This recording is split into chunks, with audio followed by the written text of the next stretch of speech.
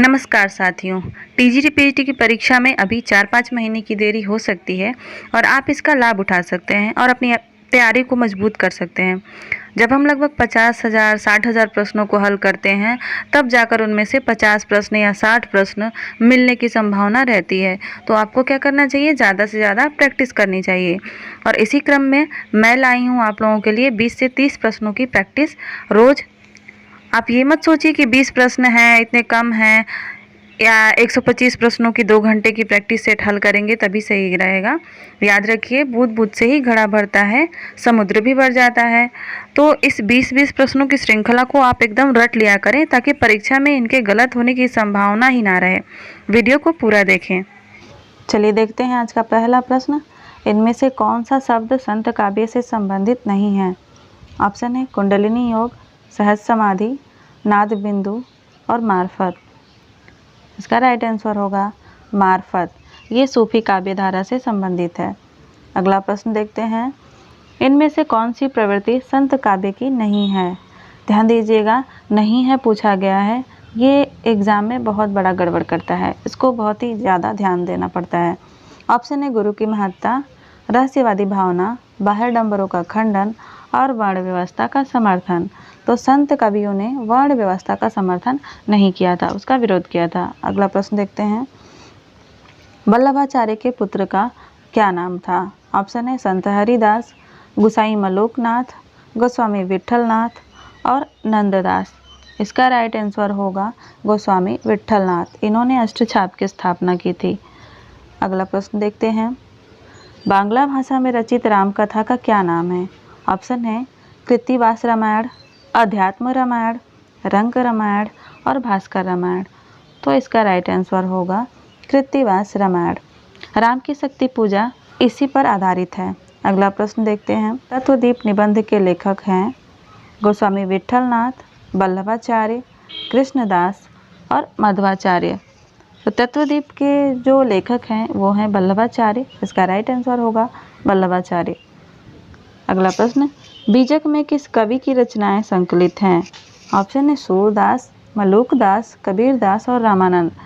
तो बीजक का संकलन जो है धर्मदास ने किया था, जो कबीर के शिष्य थे, और ये कबीरदास की रचनाओं का संकलन है। अगला प्रश्न। कबीर की पत्नी का क्या नाम था? ऑप्शन है लोई, कमाली, रेवली और पाई। कबीर की पत्नी का नाम लोई था और इनके पुत्र पुत्री का नाम कमाल और कमाली था। अगला प्रश्न। इनमें से रामानंद का शिष्य कौन नहीं है? ऑप्शन है कबीर, पीपा, धन्ना, चतुर्भुज दास। तो इसमें से राइट आंसर होगा चतुर्भुज दास। अगला प्रश्न देखते हैं। रामानंद का समय क्या है? 1368 ईस्वी से 1468 ईस्वी, 1550 ईस्वी से 1648 ईस्वी, 1250 ईस्वी से 1325 ईस्वी और 1450 ईस्वी से 1740 ईस्वी। रामानंद का जो समय है वो 1368 ईस्वी से 1468 ईस्वी माना जाता है।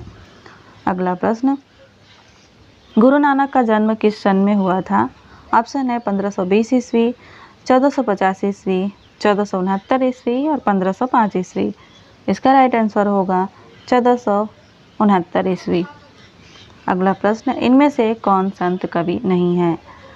हरिदास निरंजनी, दादू दयाल, मीराबाई या सुंदरदास। तो मीराबाई जो हैं वो संत कवि नहीं हैं, वो भक्त कवित्री थी, भक्त थी एक। अगला प्रश्न देखते हैं। हरड़ेवाड़ी के रचयिता कौन है?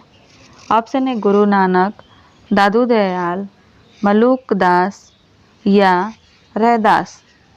इसका राइट आंसर होगा गुरु नानक। अगला प्रश्न देखते हैं। समाधि योग किस संत कवि की रचना है? ऑप्शन है रैदास, हरिदास निरंजनी, मलूकदास या दादू दयाल। इसका राइट आंसर होगा रैदास। अगला प्रश्न देखते हैं। सुंदर ग्रंथावली का संकलन किसने किया?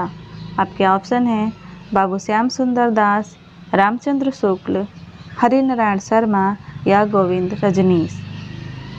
इसका राइट आंसर होगा बाबू श्याम सुंदर दास। अगला प्रश्न देखते हैं। सुखमणि के रचयिता कौन हैं?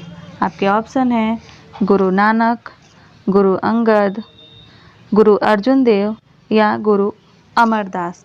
इसका राइट आंसर होगा गुरु अर्जुन देव। इन्होंने सुखमनी की रचना की थी। अगला प्रश्न देखते हैं। गुरु अर्जुन देव के कितने पद गुरु ग्रंथ साहब में संकलित हैं? ऑप्शन है 500, 1000, 6000 या 5000। इसका राइट आंसर होगा 6000। गुरु अर्जुन देव के 6000 पद गुरु ग्रंथ साहिब में संकलित हैं। अगला प्रश्न, आषाढ़ीवार रोहिला रहीरास किस कवि की रचना है? ऑप्शन है गुरु नानक, गुरु अंगद, गुरु अर्जुन देव और दादू दयाल। इसका राइट आंसर होगा गुरु नानक। अगला प्रश्न, इन सुख गुरुओं में सबसे अच्छे कवि कौन थे? ऑप्शन है गुरु नानक, गुरु अर्जुन देव, गुरु अंगद, गुरु रामदास। इसका राइट आंसर होगा गुरु अर्जुन देव।